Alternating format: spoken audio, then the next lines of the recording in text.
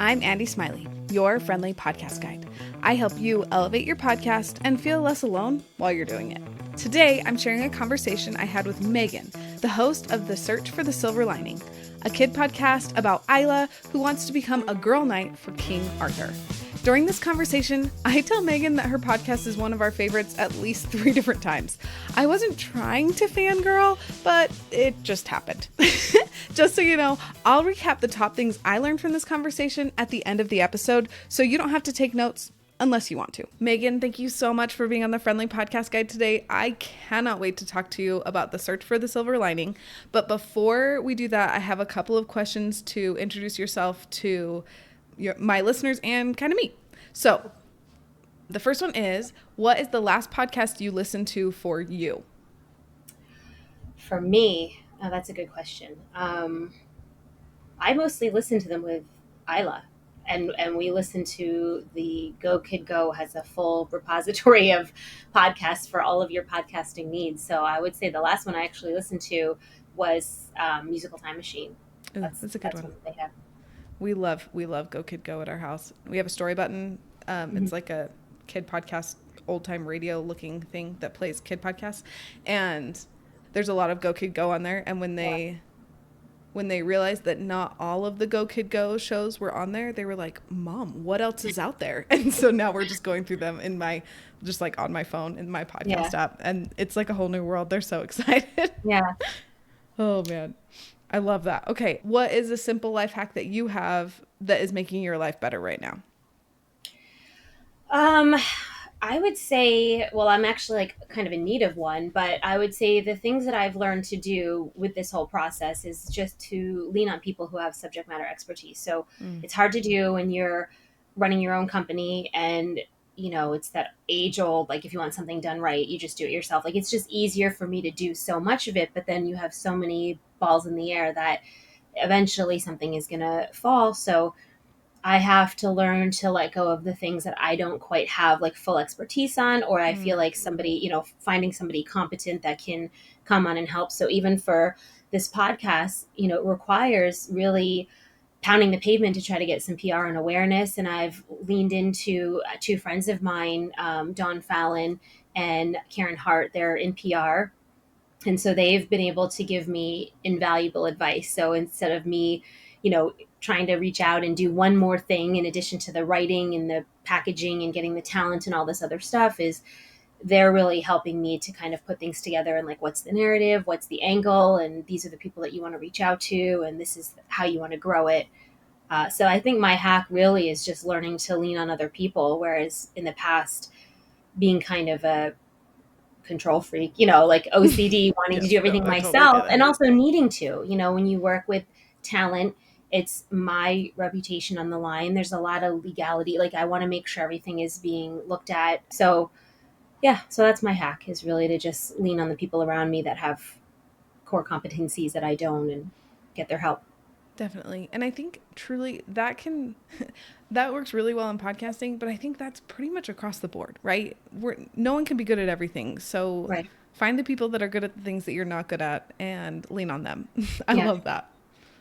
Everybody has to play to their strength, and there's only so much time in a day. So it's really, you know, hard to be all things for everyone. Okay, so now that we know you a little bit better, let's dive into The Search for the Silver Lining. So I have to say before we start, my children love this podcast. We recently went on a road trip for a family reunion, and we just downloaded all of the episodes, and I've been hoarding them. Like I saved them for this trip because I knew that they would love it and they would stay quiet, because each episode's like 15-ish minutes. Yeah. Yep. And so I knew that if I hoarded them, I had like, I think 6 episodes. So like, that's a long time. Like that was a lot of driving that we were able to do with no kids whining. Everyone's just listening and excited about Camelot. So it was a beautiful thing. So thank you. Thank you for that. Thank you. That's great feedback. Yes. Well, yeah. So I want to know, what made you want to start this podcast? Well, this was my daughter's project. This was her idea. It was during COVID, and one of the exercises that they had in school was to just be writing their feelings. And she ended up writing a collection of short stories based on, she had fallen in love with King Arthur. She read the Magic Treehouse book series, and one of them was about King Arthur. She read it over and over again. And it's so funny because I was the same way when I was a kid. I was just obsessed with all things Camelot and the Sword and the Stone. And so she had written all these stories and wanted to be a girl knight, and she got into fencing, which is really unusual for a child, but she came out of the womb like wanting to sword fight.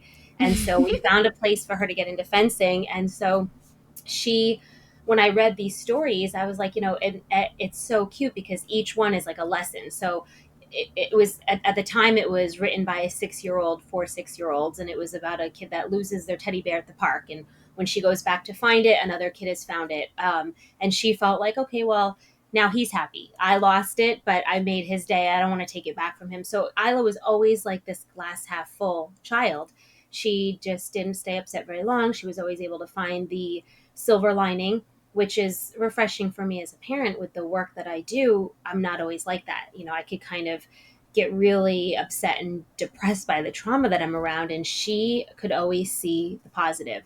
And so when I read these stories, I was like, this would make a really cute collection of children's stories. And I put together a deck and I started shopping that around. And it was a mutual friend that had said, why don't you make this a children's podcast? I met somebody that's in that space. Don't know them that well, but if you wanted to meet them, I could make an introduction. And the rest is, history. That's now here we are a year in, and we have a podcast that's on the air. So it was a great Definitely. introduction. Yeah, that was a Very fruitful. really great choice. Yeah. We're all glad that you made the choice to make it a kid podcast. I love that it's based on your daughter's like stories. That's absolutely Mm-hmm. lovely. And the main character in the kid podcast, The Search for the Silver Lining, is Isla, and that is your daughter's name too, right? Yes. Yep. Oh, Yes, it's about her and how she kind of navigates through the world. And she thinks that the silver lining is, at the very beginning when she's having a hard day, and her mom, me, is based on a real conversation where she heard me telling someone that there's got to be a silver lining. And she thinks it's an actual treasure, like the pot of gold at the end of the rainbow. And she wants to try to find it to make me happy. And we ended up having a conversation where it's actually the good within the bad. And in every bad situation, you don't always see it right away, but sometimes there's got to be something good that you can find. And so, yeah, so the story is just her on a quest to find the silver lining. And at the end of each episode, she realizes, it's been there all along. It's just up to her to find it. yeah. And I think that is a beautiful lesson for kids because kids don't always see things.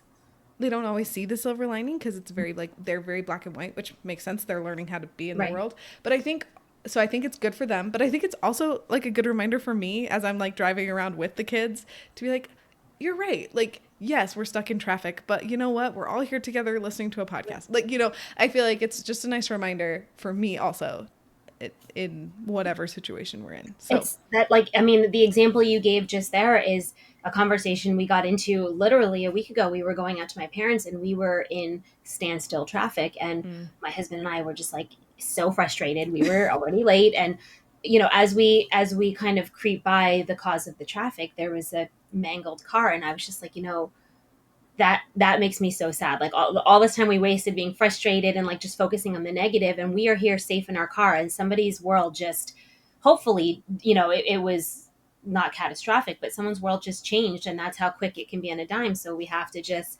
always be grateful in the moment, and try to remember that, again, perspective. So definitely. obviously, like, we're not going to like drive that lesson home with Isla. Like, that could be us, but it is one of those things where you're thankful that, we are in traffic, but the silver lining is like, we're here, we're listening to, music. We've got Imagine Dragons. We've got air conditioning. We're on our way to go see your grandparents. Everything's fine. And, it's nothing to really, don't sweat the small stuff. Definitely. Yeah. I love that. And I love that that's kind of like a through line of your show is Yeah. just that. Well, it's kind of obvious because the show is The called title. The Search for the Silver Lining. But I feel like it's beautifully done in a not in your face sort of way. It's like, hey, just look for the good. And I Yeah. love it. So one of the interesting parts of your podcast is that you have celebrities do the intro and outro of each episode. How did the idea come to be? How did that become part of the show? Well, that was, just a stroke of luck. I feel like the work that I do, on the philanthropic side of MDC Productions is I do a lot of talent engagement with the movie studios I work with. We do screenings for kids that are sick and we don't want to have them at a regular theater, and special events and red carpets and whatnot. So when Isla had this, again, it was going to be a book, and we were going to call it The Search for the Silver Lining. And I had done some work with Robert De Niro, who did the Silver Linings Playbook. And it was really a movie that I feel, gave people hope in the wake of divorce. And I was like, this is a really good message to share for kids in the wake of COVID, and bullying is on the rise. And, there's so many awful things these children are dealing with, and the news cycle is so scary for them. So maybe he could write a little forward in the book. And once it became a podcast, I was like, maybe he could record something, and I don't have any money to pay him. And it's Robert De Niro, but he's met Isla, and I thought that it would be nice to just have him lend his voice. And then I mentioned it to Liam Neeson, who I'd worked with, and he's just got the most recognizable, wonderful, distinguished, warm, perfect voice, and could listen to him talk like he could read a phone book and I'd be happy. So he came on and he recorded the ending that plays at the episodes. And then I was like, while I've got them, maybe I can get some other talent. We actually hadn't even finished all of the episodes yet. And I was like, Kristen Bell would be great for this one, and Emily Blunt would be great for that. And, Chris Hemsworth is like all about the mind over matter, mental health. And so we kind of just assigned our wish list talent to which episode topic, we were presenting. And I pitched it and they agreed. And it was just a really wonderful marriage of just like them lending their voice just to like get some attention and hopefully deliver content that was, quality that would keep kids engaged. Definitely. I love it. I feel like my kids don't really care. It's more like me being like, hey, I know that voice. I feel kids like won't even recognize for the most part. And that was a conversation I had with Go Kid Go, is that they won't necessarily recognize the talent. And certainly, not some of the more serious films that these adults have done, but these actors have done, but the parents will listen, and potentially sponsors, or if one day springboard this into some sort of like movie idea. It's just nice to have talent attached. And also they have children. A lot of them are parents themselves. So it's just one way to kind of get some attention and make it a little bit different. I'd done a lot of research and there wasn't a lot of celebrities doing children's podcasts. So I was like, maybe I could just, be like kind of like a little feather in our cap if we could just spice it up a little bit. Totally. Like a unique aspect. I love it. I feel like you do what you got to do to get your name out there. And I think that this is a great way to do it. It was a fun twist. We got Charlie Hunnam like midway through the season, and no children are watching Sons of Anarchy or King Arthur, Legend of the Sword, which was like quite the bloody Guy Ritchie movie, but he played King Arthur. So I said, this is for kids, and it's King Arthur, and would he want to lend his voice? And he did. So I thought that was, really amazing. And then I play ice hockey. So my hockey teammates were like, oh my God, you have Charlie Hunnam. Like, we love him and we'll listen. They wouldn't have listened otherwise, but they liked him. So I thought that was pretty funny. That's adorable. I love that. Okay. So I feel like we've been talking about a lot of the cool parts of your show, but is there a favorite part that you have of creating I almost said the Silver Linings podcast, The Search for the Silver Lining? I think my favorite part of it is collaborating with my daughter. This is her vision, and ever since she was born, my motto is kind of like, it's her world now, I'm living in it. I've had my fun, my time, and it doesn't mean everything that I do stops, but this is so much fun to be able to do with her and marry my world of the work that I do and the philanthropy and working with the talent and some of the excitement that they bring with her vision. And then also working with her and writing with her. A lot of this is her writing, and I know it's really hard for people to believe until they meet her, and she's like a little 30-year-old, and I have to remember, I'm like, she's a child, but her innocence is there, but also her empathy is like, bottomless. And that is also, you have to be careful about that for a child that feels so much empathy, is to just really protect and nurture and make sure she doesn't feel so bogged down. She doesn't have to save the world. And, but just to walk that line with her and navigate this, it's very new for both of us. And it's just something that we'll always have, even if it ends tomorrow. We did it, and it was just so much fun, and I'm so proud of her.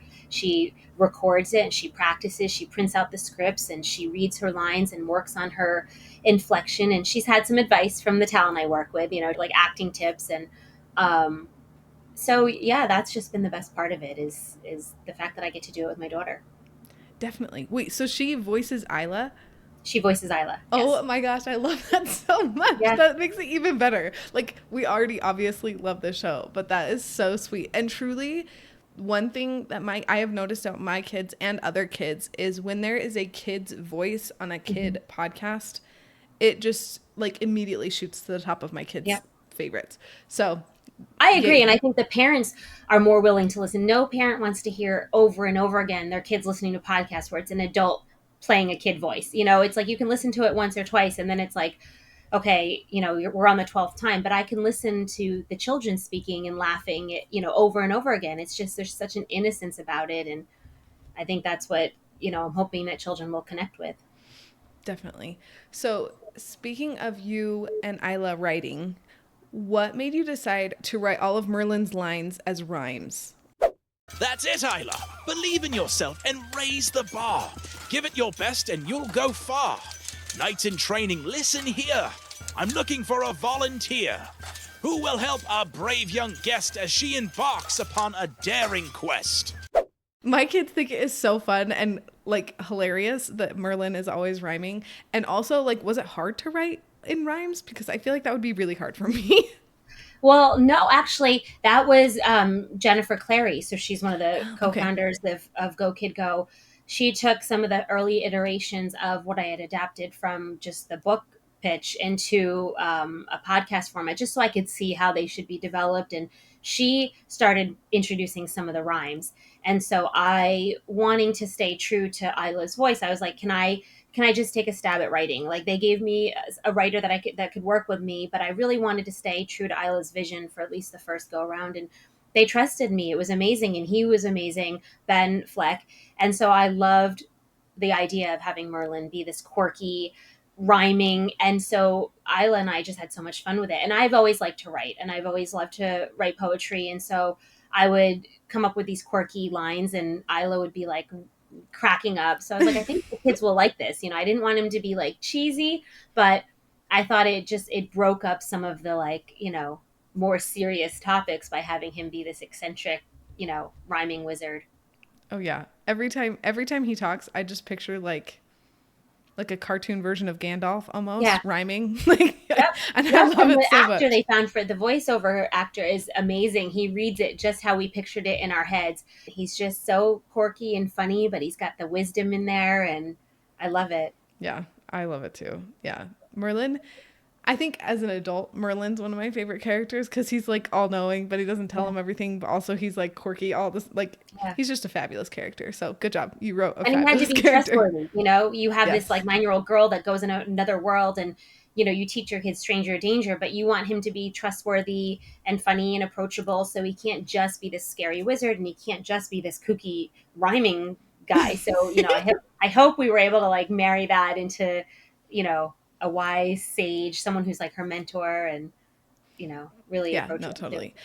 And I love that you were thoughtful about that because it's true. Stranger danger is a thing, but also I feel like I like that Isla is learning to that there are adults that you can trust. Hmm. You just have to like vet it out a little Right. bit. Right. So, what has been the most surprising part of like making this show for you since you started?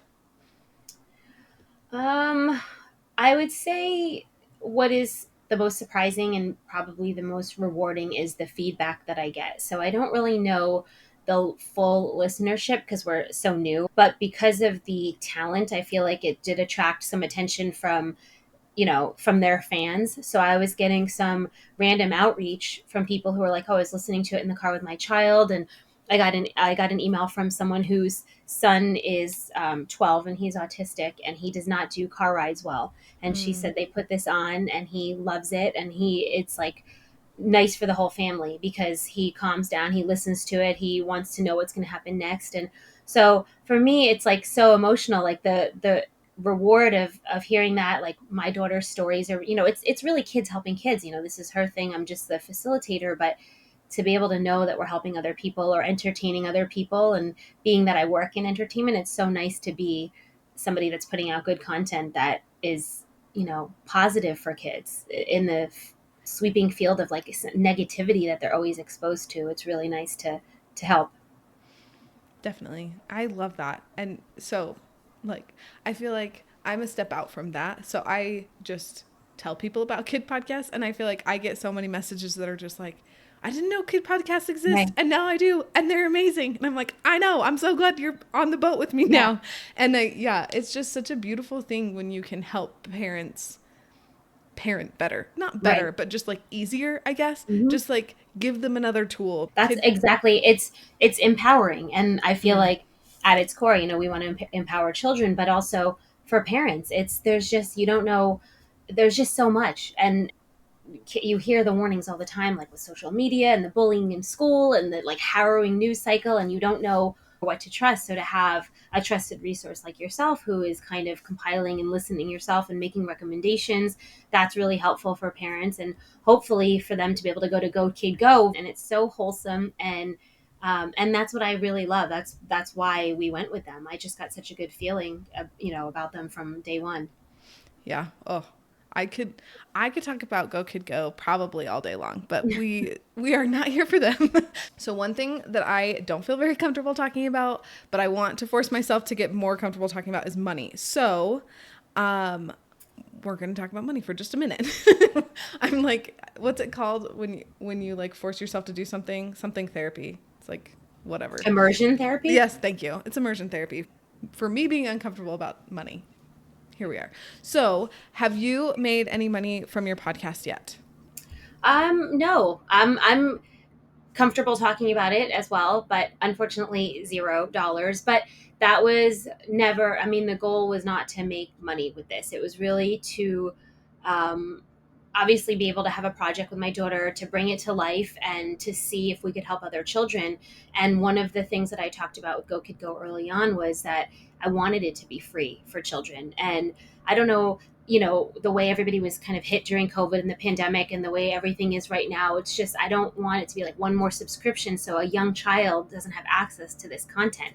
We didn't do it to make money. I don't want Isla and I to be making money off of other children who like to listen to it or benefit from it. So it was really something that we were all in agreement out of the gates. They never, resisted. Whereas I'm sure other platforms would have been like, we need to have this behind a paywall.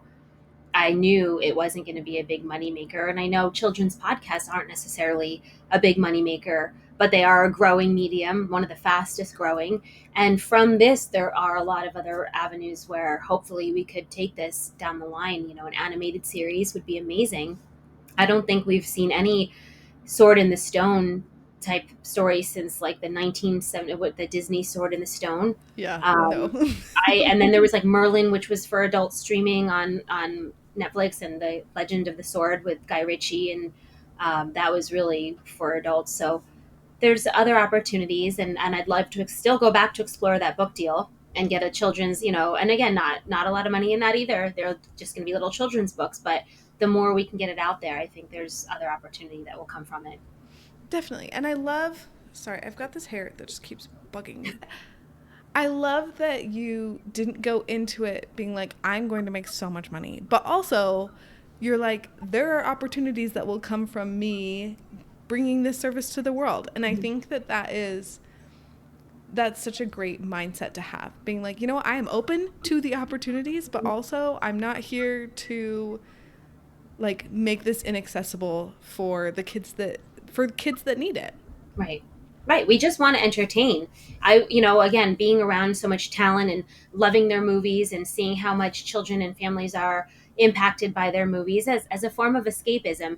I always feel like, what can I contribute? There's a lot going on in the world today that I don't agree with, personally, politically, spiritually, but I can't come out swinging. I can't fight at every turn. Some of the things are so much bigger than me. And so, but I can put out good content. I can be a positive role model for my daughter. I can encourage her to put out, to meet the negativity with positivity. And that, you can't really put a price on that. And so, but down the road, I am mindful of the fact that people do need to get paid. It's people's time, and it's not just me. It's writers and editors and voiceover artists. And so, and Go Kid Go, and they're being respectful of their time. So down the line, I would love to get some sponsors. I would love to work with a streaming platform, and even to see something like this as a live action type of Harry Potter world, like for children. It's like magic and dragons and knights. There's a lot for the boys, and at the heart of it, it's a girl that's trying to, like, prove her worth. So I feel like there's something for everybody. I completely agree. Yeah. My kids are obsessed. I don't know how many times I'm going to say it on this episode, but my kids really Music love to my it. ears. Well, I have to say, okay, so we're going to talk about, before we hopped on, I asked Meagan what one of her favorite episodes was. And you said you had two. We're only going to have time to talk about one. But was that first episode, The Big Discovery. And just for a little context, this is the first episode when Isla first finds a penny and goes to Camelot, and it's like such a fun adventure. You're in Camelot, of course. Earlier today, you made a wish on that penny you found, and it happened to have some magic of its own. I've enchanted many a penny for you to find when you need 'em. Find a penny, hold it tight, wish for us with all your might. And since my visions are always right, I see that you'll soon become a knight. Oh, wasn't supposed to say that last part out loud. What made this one of your favorite episodes? Well, it was a culmination of many things. The first of it being that, like, this was the realization of a dream and something we'd worked for so long come true. So that was wonderful. And the feedback we got was amazing. Like, people loved the rhymes. It was the first time they had heard this type of story. So, but I also loved that it was based on my daughter, and a lot of her experiences kind of rolled into one. So she's playing ice hockey, she's with all the boys, and she wants to be an equal, and knows that she has to also prove her worth. You don't just go in demanding equality. You want to actually show that you belong there and you've earned your space. So it was kind of modeled after, like, what the conversations that we had at home and leading up to it is like, you have every right to be there, and this is, you treat people with respect, you treat it with respect in return.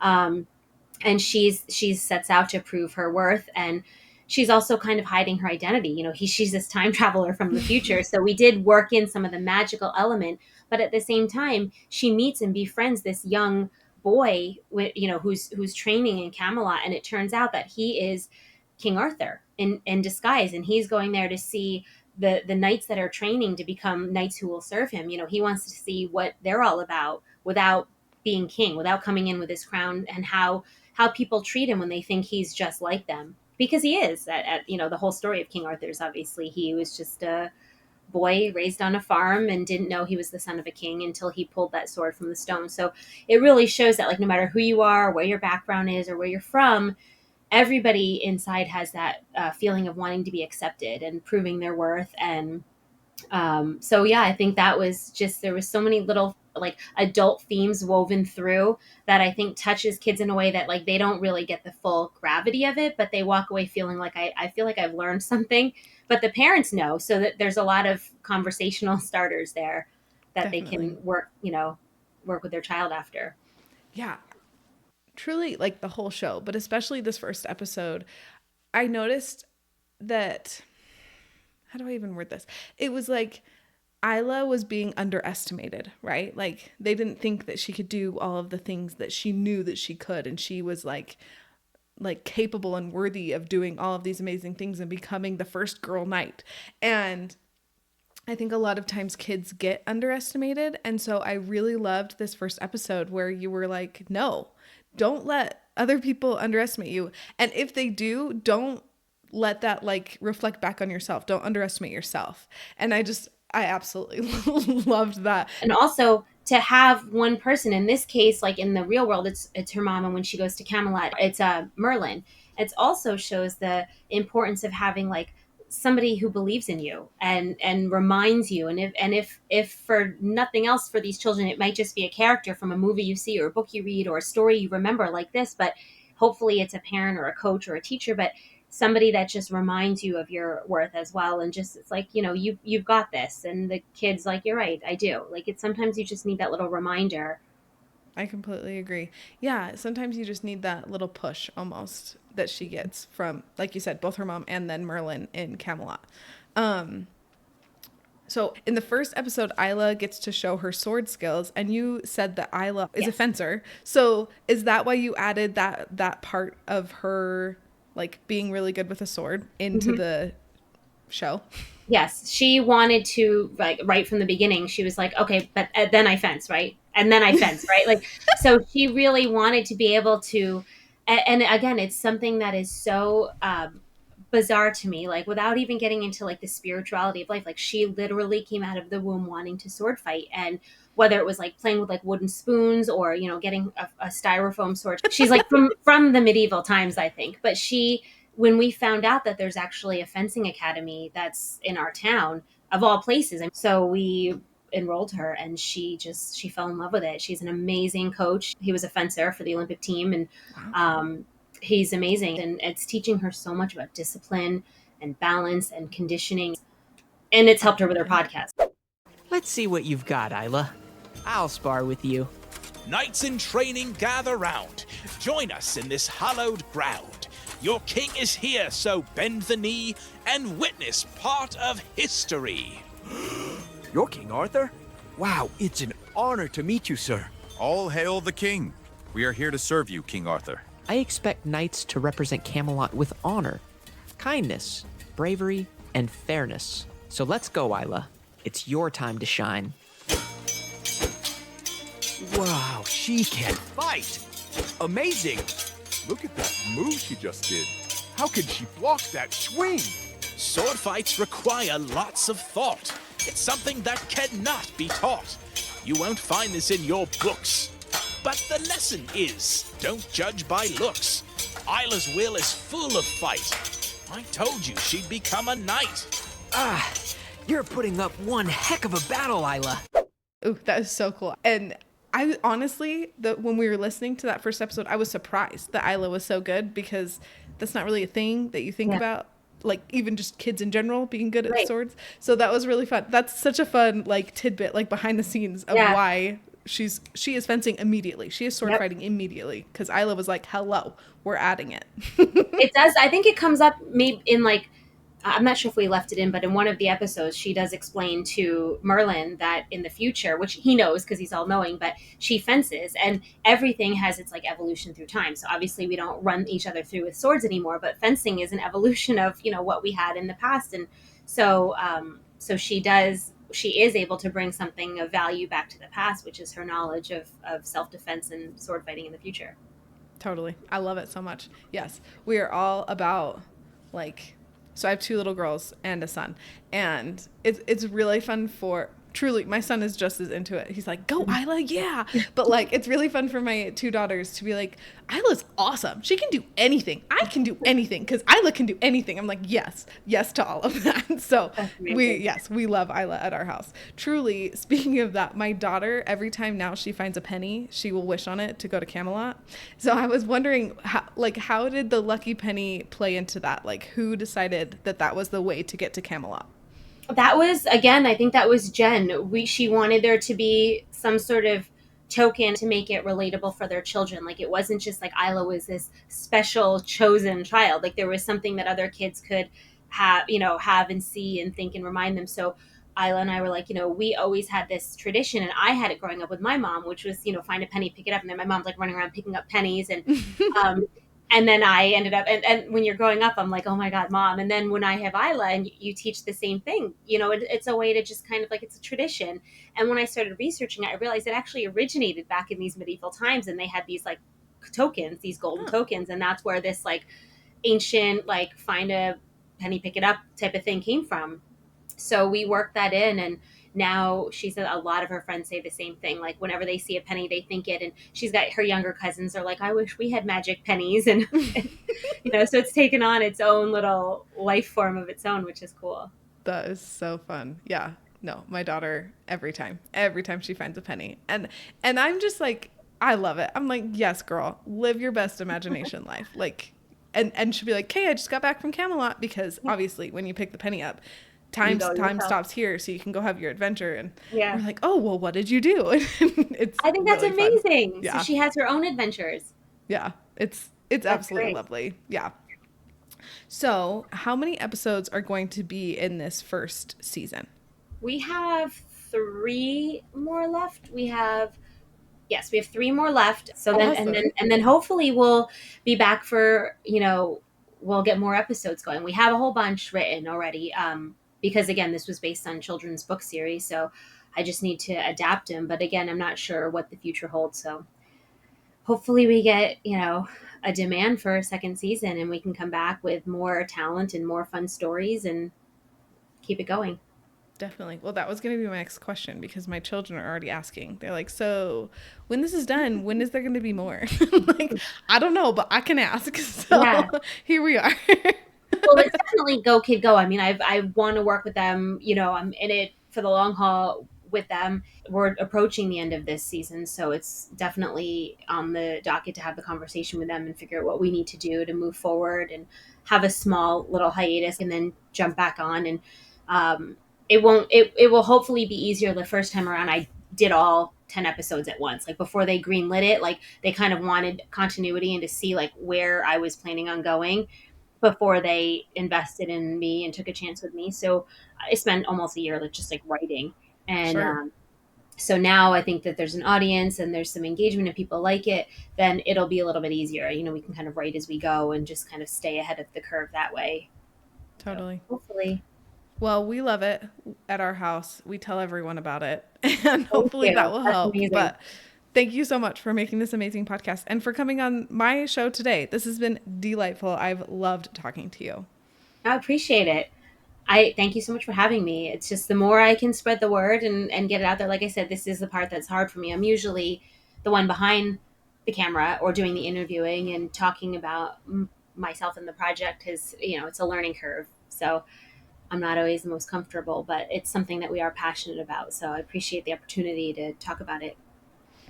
Definitely. I'm grateful that you went out on a limb and did something uncomfortable. Thank you. Well, you made it very easy. Thank you so much. Wasn't it so much fun to hear about this podcast project Meagan has with her daughter? I've had an idea to start a podcast with my kids for a while, and this conversation definitely brought that idea back to the front of my mind. I'll think about that more later. Here are the 5 things that I learned from my conversation with Meagan. The first thing I learned is lean on others and don't do it all yourself. Usually when I hear this, the first thing I think of is, now I have to pay someone to help me. And that is not always the case. That could just be a couple of podcast friends that you run a new intro by. Just like text them and be like, hey, what do you think of this intro? Or maybe that is just a babysitter that comes over a couple times a week so that you have time to work on your podcast uninterrupted by small children. Or maybe that is technology tools like I use Descript to help me edit quicker. There are so many things out there that can make podcasting easier, things and more importantly, people that can make the experience better and help you improve faster. So we all need to make sure we're using those as much as possible. The second thing I learned is to get creative with the connections and assets you have. So Meagan has a very unique job that makes it so that her connections are famous. She has cool, famous friends like Liam Neeson who she can reach out to and say, hey, will you be on my podcast? Not all of us have celebrity friends that can elevate our podcast, but that doesn't mean that our connections and our assets can't help us in ways that maybe we haven't thought of. So truly, after I had this conversation, I made a list of all of the people that I could reach out to that have podcasts that maybe I could be a guest on their show. I also made a list of different communities that I'm a part of that I could say, hey, I have a podcast. Do you want to hear more about it? So while I do not have celebrity friends, I do have connections that can help my podcast grow and make my podcast better. The third thing I learned from this conversation is to make a wish list, a shoot for the stars list, and work toward it. Don't just let it sit in a drawer. Like, make your list, make it at least a little outlandish, but don't just set it aside when you're done. Work toward it. Ask those people to be on your podcast. This is something that I've been trying really hard to be better at. So when I was making my list of people that I wanted to talk to for season 2 of the Friendly Podcast Guide, I wrote down people that I had reached out to before and had never gotten back to me, or people that I was like, no, they're never going to actually respond to me. And while some of them haven't responded to me, other people have. And it has been so exciting and fun and has just made creating this podcast and this season so much more exciting than it already was, and it already was really fun. The fourth thing that I've learned is to get feedback from knowledgeable people. There were several different things in the search for the silver lining that my family loved that came from advice that Meagan got from outside sources, especially Merlin's rhymes. That is one of my kids' favorite parts, and truly one of my favorite parts of her podcast. And that didn't originate from Meagan. That came from the network that she went with, Go Kid Go. So to implement this for my podcast, I've started a list of people that I know are good at podcasting and they know my podcast that I can reach out to when I'm stuck on something, or just routinely to make sure that my podcast is still feeling fresh and is being the best that it can be. The last thing that I wrote down that I learned from my conversation with Meagan is to let your passion for your podcast and your mission push you out of your comfort zone.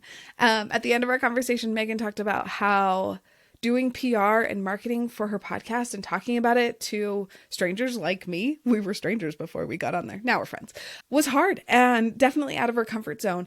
And that was such a lovely reminder to me that my mission is important enough that I need to get out of my comfort zone and make sure that I am talking about my podcast when someone asks me how I'm doing. Instead of just saying good, saying, I'm great. A new episode just dropped of my podcast, and it's a delightful one where I got to talk to one of my favorite kid podcasters, which is definitely out of my comfort zone. I don't really like bringing up my podcast unless someone else asks me about it first, and then I'm an open book and I'll tell you anything. But Meagan helped me remember that doing things that are out of my comfort zone, talking to people about my podcast without them asking about it first, or reaching out to a podcast to be a guest on their show when I have no idea if they're going to say yes or not. All of these things are outside of my comfort zone, but I need to remember that my mission is important enough to go outside of my comfort zone. Will you share this episode with your podcasting friend who's been struggling with feeling like they can't create a podcast or keep creating their podcast because they don't have enough knowledge or connections? Meagan will inspire them to use the connections and assets that they already have. Next time on the Friendly Podcast Guide, you're just going to get me. I'll give you an update on how many downloads I got in my first month of season 2 and how much money I've made so far this year. You'll also hear about the experiments I'm trying next month, including trying to give my listeners a nickname. Thanks for being here, and I'll see you next week.